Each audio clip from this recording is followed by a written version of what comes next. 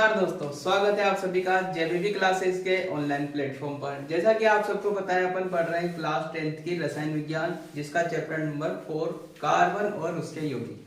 अपन ने कार्बन का परिचय अच्छे से पढ़ लिया है। इसके बाद अपन उसके यौगिकों का अध्ययन कर रहे हैं। ठीक है, इससे पहले वाली क्लास में अपन ने स्टार्ट किए थे हाइड्रोकार्बन्स, यानी कि ऐसे यौगिक जो हाइड्रोजन और कार्बन से मिलकर बने होते हैं, क्या कहलाते हैं? हाइड्रोकार्बन। इनको अपन ने विभिन्न प्रकार से डिवाइड करके भी देखा था। फिर अपन ने समझा था कि जो अचक्रीय हाइड्रोकार्बन्स होते हैं वो भी दो प्रकार के होते हैं, संतृप्त हाइड्रोकार्बन्स और असंतृप्त हाइड्रोकार्बन्स। जो संतृप्त हाइड्रोकार्बन थी यानी कि एल्केन श्रेणी, वो अपन ने इससे पहले वाली क्लास में पढ़ ली थी। आज अपन बात करेंगे असंतृप्त हाइड्रोकार्बन की। ये दो प्रकार की श्रेणियों में पाया जाए, मतलब दो प्रकार की श्रेणियां होती है असंतृप्त हाइड्रोकार्बन की। कौन कौन सी श्रेणी होती है? एल्कीन श्रेणी और एल्काइन श्रेणी। अब क्या होती है एल्कीन और क्या होती है एल्काइंस, इनके बारे में अपन डिटेल से चर्चा करेंगे। देखो, जो एल्केन श्रेणी होती है, इसमें उस श्रृंखला में कहीं न कहीं एक जगह, एक से अधिक भी हो सकता है लेकिन कम से कम एक जगह, कार्बन और कार्बन के मध्य द्विबंध पाया जाता है। जैसे ये कार्बन है और ये कार्बन है, इनके बीच में डबल बंध होगा, मतलब डबल बॉन्ड होगा। तो उस स्थिति में अपन कह सकते हैं कि वो जो श्रेणी है, यानी कि वो जो श्रृंखला बन रही है कार्बन की, ठीक है, ऐसे की कोई श्रृंखला बन रही है, तो उसे अपन क्या कहेंगे कि वो कौन सा हाइड्रोकार्बन है? एल्कीन हाइड्रोकार्बन है, मतलब एल्कीन श्रेणी का हाइड्रोकार्बन है। कब कह सकते हैं कि उनमें कम से कम एक जगह क्या हो, द्विबंध उपस्थित हो, यानी कि डबल बॉन्ड हो। तो उस स्थिति में वो श्रेणी कौन सी बन जाएगी? एल्कीन श्रेणी। अब एल्कीन श्रेणी के बारे में कुछ पॉइंट्स देखते हैं। ये असंतृप्त यौगिक होते हैं, जैसा कि अपन ने देखा था कि जहां पर पूरी श्रृंखला में केवल एकल बंध पाया जाता है वो तो होते हैं संतृप्त, और ऐसी श्रृंखलाएं जिनमें द्विबंध हो या त्रिबंध हो वो कौन से होते हैं? असंतृप्त। तो यहाँ द्विबंध है तो ये कौन सा हो जाएगा? असंतृप्त हो जाएगा। और जब भी इनका IUPAC नाम अपन पढ़ते हैं या लिखने की कोशिश करते हैं तो इनमें अनुलग्न क्या लगता है? इन। अब अनुलग्न क्या होता है? अनुलग्न एक तरह से प्रत्यय होते हैं जो शब्दों के पीछे लगते हैं। तो कौन सा लगेगा इसमें? इन लगेगा। और इनका सामान्य अणुसूत्र होता है CnH2n। ठीक है, इनका मान रखेंगे अपन 1 2 3 कितना ही रख सकते हैं, और उससे विभिन्न प्रकार के यौगिक बनेंगे और उनका नाम क्या क्या होगा वो अपन देखते हैं। देखो, जब अपन n बराबर 1 रखेंगे तो कार्बन की संख्या कितनी आएगी? 1 आएगी। अब दूसरा कार्बन लेने के लिए दूसरा कार्बन थोड़ी ले सकते हैं जब n बराबर 1 होगा, तो फिर ये दो बंध भी नहीं बना पाएगा बीच में। तो यहाँ पर n बराबर 1 नहीं होता। ठीक है, तो इसमें क्या नहीं होगा? n बराबर 1 नहीं होगा, क्योंकि कार्बन कम से कम कितने होने चाहिए बंध बनाने के लिए? 2 होने चाहिए, तभी तो उनके मध्य में दो बंध बनेंगे। एक कार्बन के बीच में दो बंध कैसे बनेंगे? तो कम से कम कितने बंध होने चाहिए, सॉरी कितने कार्बन होने चाहिए? 2 कार्बन होने चाहिए। तो पहला सदस्य इसका कौन सा आता है? n बराबर 2 वाला। इस फॉर्मूले में अपन 2 रखेंगे n की जगह, तो क्या हो जाएगा? C2। क्या हो जाएगा? C2। और H2n है तो 2 into 2 4, तो C2H4। तो क्या सूत्र हो जाएगा अपने पास? C2H4। क्या हो जाएगा? C2H4। और अपन ने इससे पहले वाली क्लास में ये भी सीखा था कि जहां 2 कार्बन होते हैं वहां क्या नाम आना चाहिए? क्या नाम होता है 2 कार्बन का? एथ। क्या नाम होता है? एथ। तो इसका नाम क्या जाएगा? एथ। ठीक है, और इसमें अनुलग्न क्या लगता है? इन। क्या लगता है? इन। तो इसका क्या नाम हो जाएगा? एथ प्लस इन। क्या बन गया? एथीन। क्या बन गया? एथीन। तो एथीन का सूत्र क्या होता है अपने पास? C2H4। अब n बराबर 3 रखते हैं।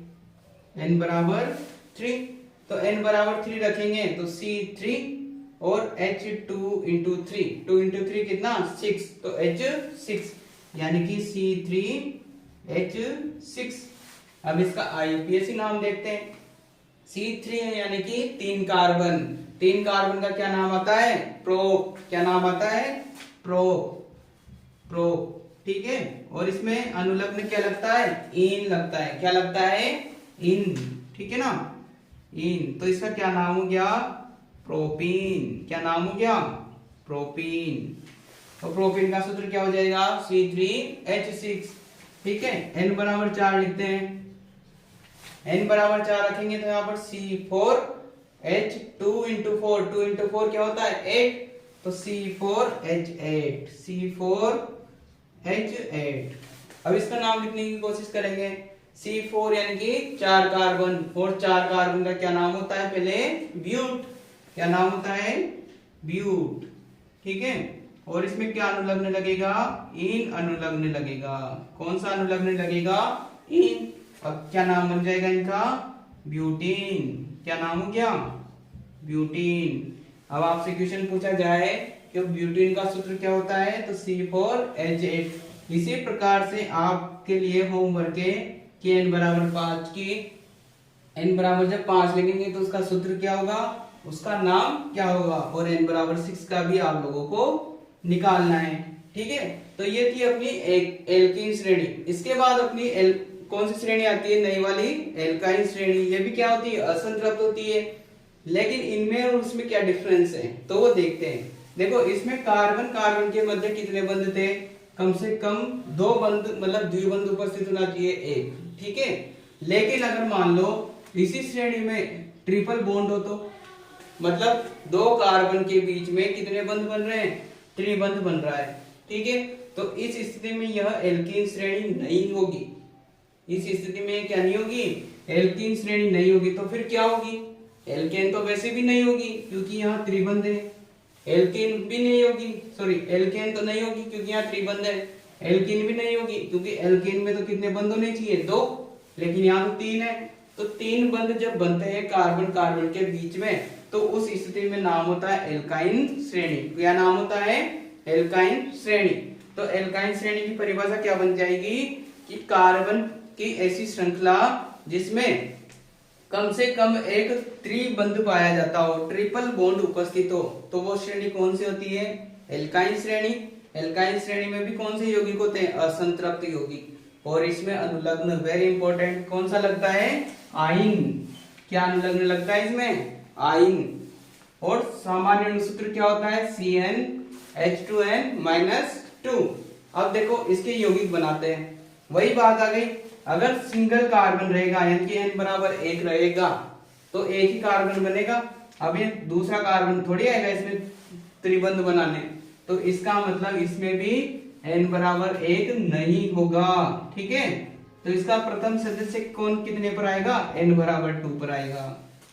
कितने पर आएगा, n बराबर 2 पर। अब इस सूत्र में n बराबर 2 रखो, C2H2 इंटू 2 यानी कि 4 में से 2 गए तो कितने बच गए, 2 बच गए, यानी कि कितना आ गया C2H2, ठीक है। क्या बन गया, C2H2। अब नाम देखते हैं इसका IUPAC, ठीक है। IUPAC नामकरण करते हैं इसका। 2 कार्बन का क्या नाम होता है, एथ। क्या नाम होता है, एथ। तो एथ लिख दो, ठीक है। और इसमें अनुलग्न क्या लगता है, आइन। क्या लगता है, आइन।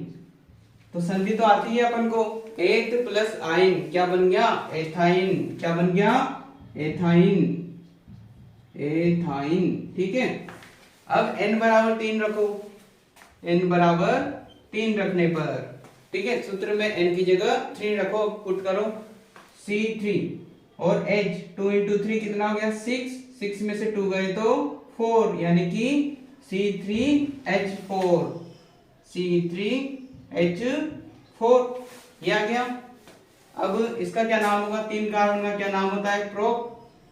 क्या नाम होता है, प्रोप, ठीक है। और अनुलग्न क्या लगता है, आइन। तो इसका नाम हो गया प्रोपाइन। क्या नाम हो गया इसका, प्रोपाइन, ठीक है। अब नेक्स्ट रखते हैं n बराबर 4 पर। n बराबर कितना रखेंगे, 4 रखेंगे, ठीक है। अब सूत्र में जब n बराबर 4 रखेंगे तो यहाँ क्या हो जाएगा, C4H2 इंटू 4 कितना हो गया 8, 8 में से 2 गए तो 6, तो C4H6 क्या आ गया, C4H6। अब इसका IUPAC नाम कैसे लिखेंगे, 4 कार्बन का क्या नाम होता है, ब्यूट। क्या नाम होता है, ब्यूट। देखो ब्यूट लिख दिया मैंने। और इसका अनुलग्न क्या लगता है, आइन। क्या लगता है, आइन, आइन, ठीक है। तो क्या बन गया, संधि करो इसकी, ब्यूट प्लस आइन, ब्यूटाइन, क्या नाम बन गया, ब्यूटाइन। अब आपके लिए 2 होमवर्क और मिल रहे हैं। n बराबर 5 का आप लोग बताओगे कमेंट में, n बराबर 6 का भी आप लोग ही बताओगे कमेंट में कि इसकी सूत्र क्या होगा और इसका आईयूपीएसी नाम क्या होगा। इन आईयूपीएसी नाम सीखने के लिए सबसे इंपॉर्टेंट होता है ये चीज याद करना कि 1 कार्बन का क्या नाम आएगा, 2 कार्बन का क्या नाम आएगा, 3 का क्या आएगा, तो ये सीखनी पड़ेगी, ठीक है ना। तो आज की क्लास में अपन ने देखा एल्कीन श्रेणी, एल्काइन श्रेणी। इसके बाद जो चैप्टर में आपके आएगा उसके बारे में अपन अगली क्लास में चर्चा करेंगे। आज के लिए बस इतना ही। अगर आपको कोई डाउट है तो आप कमेंट बॉक्स में जरूर बताएंगे। धन्यवाद।